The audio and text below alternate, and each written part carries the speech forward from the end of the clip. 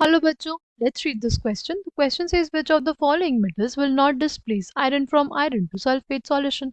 Option A zinc, option B magnesium, option C aluminium, option D tin. The key concept for this question is reactivity of metals.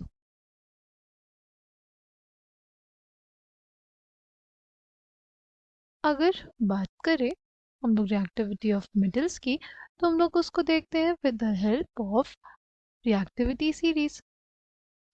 Potassium फिर sodium, फिर हमारे पास आ जाएगा magnesium, फिर aluminium, फिर zinc, iron, tin, lead, hydrogen, फिर copper, silver, gold और प्लैटिनम। राइट। जो ज़्यादा रिएक्टिव मेटल होगा वो अपने से कम रिएक्टिव मेटल को डिस्प्लेस कर सकता है in its salt solution from its salt solution. Right. जो ज़्यादा रिएक्टिव मेटल होगा वो जो ज़्यादा रिएक्टिव मेटल होगा वो अपने से लेस रिएक्टिव मेटल को वो अपने से लेस रिएक्टिव मेटल को डिस्प्लेस कर सकता है from its salt solution. Right. जैसे अगर कोई भी अगर इनमें से कोई भी जो मेटल दिए गए वो ज़्यादा रिएक्टिव होंगे आयरन से, राइट, आयरन से, तो वो आयरन सल्फेट के सॉल्यूशन से आयरन को डिस्प्लेस कर सकते हैं।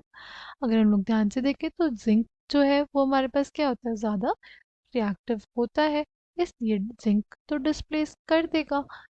मैग्नीशियम भी उससे क्या है, ज़्यादा रिएक्टिव है, इसलिए मैग्नीशियम भी उसको डिस्प्लेस कर देगा। एल्यूमिनियम भी उससे ज़्यादा रिएक्टिव है, इस वजह से एल्यूमिनियम भी इसको डिस्प्लेस कर देगा। बट अगर हम लोग ध्यान से देखें जो टिन है उसके बाद आता है, राइट, यानी टिन जो है इसको डिस्प्लेस नहीं कर पाएगा, आयरन को डिस्प्लेस नहीं कर पाएगा, किससे, आयरन टू सल्फेट सॉल्यूशन से। राइट। बट बट बाकी जिंक, एल्यूमिनियम और मैग्नीशियम तीनों ही डिस्प्लेस कर सकते हैं आयरन को from iron two sulphate solution. ऐसा क्यों? ऐसा इस वजह से because these elements are these metals are more reactive than iron. I hope आपको ये बात समझ में आई होगी।